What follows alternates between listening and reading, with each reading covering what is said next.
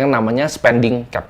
Ya, jadi ini tips nomor 2 gue. Jadi yang gue ngomongin di sini itu kalian bakal banyak nggak dengerin di tempat lain karena ini adalah konsep yang gue pakai sendiri. Jadi spending cap ini maksudnya apa? Kalau misalnya kita ganti role-nya deh. Kita 20% untuk investasi ya. Misalnya punya uang 10 juta, kita pakai role tadi. 2 juta untuk investasi, ya kan? 3 juta kita pakai untuk gaya hidup, misal ke mall dan makan di mall.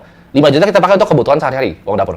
Make sense nggak? Make sense. Tapi kita naikin angkanya sekarang di 100 juta. Investasinya 20 juta, 30 juta gaya hidup, 50 juta untuk biaya hidup. Nah itu udah mulai sedikit nggak make sense. Lu naikin coba ke 300. Lu naikin ke 500 juta.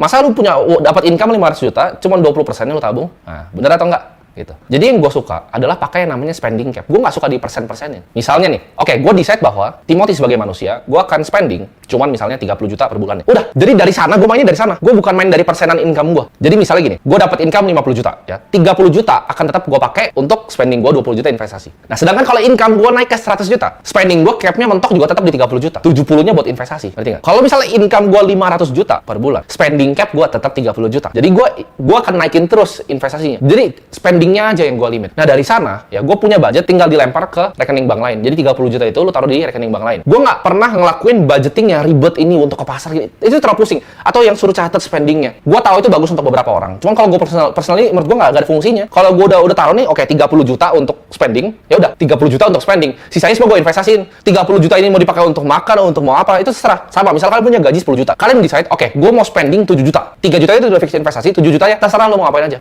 Ya. Terserah. Nah, tapi gimana caranya kita melakukan yang ibaratnya spending yang bikin kita happy? Nah, orang selalu bilang bahwa, oke, kalau lu punya hobi, ditekan, hemat.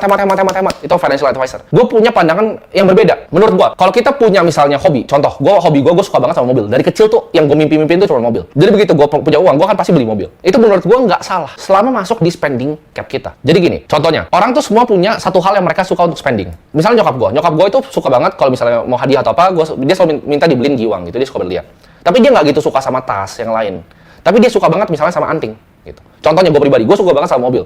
Tapi kalau untuk baju, ini baju gue mungkin 80.000 ya. Ini baju gue 80.000, 100.000 mentok. Gue juga kadang nggak tahu, kadang dibeliin juga celana ini gue juga nggak tahu. Ya mungkin cuma 80.000, 100.000. Tapi gue suka beli mobil yang mahal-mahal. Kalau gue makan juga gue nggak terlalu peduli mau makan di mana, gue asal aja gitu. Lu mau makan gue di warteg ya, cuma nasi, orek ya, pakai kuah opor, itu gue juga bisa makan, nggak masalah. Tapi kalau mobil gue suka. Nah ini sama dengan kalian. Kalian cari apa yang kalian suka spending. Contoh, kalian suka misalnya bawa istri kalian dan anak kalian makan keluar. Lakukan itu. Jadi nggak usah ditekan. Tapi di hal yang lainnya ya lu nggak usah spending uang gimana-gimana. Ngerti nggak? Jadi lu spending uang di hal yang lu seneng. Itu menurut gue akan jauh lebih happy hidup lu kalau lu bisa melakukan hal itu. Asal tadi masuk di dalam spending cap-nya. Jadi bikin spending cap-nya terserah. Abis itu mau ngapain.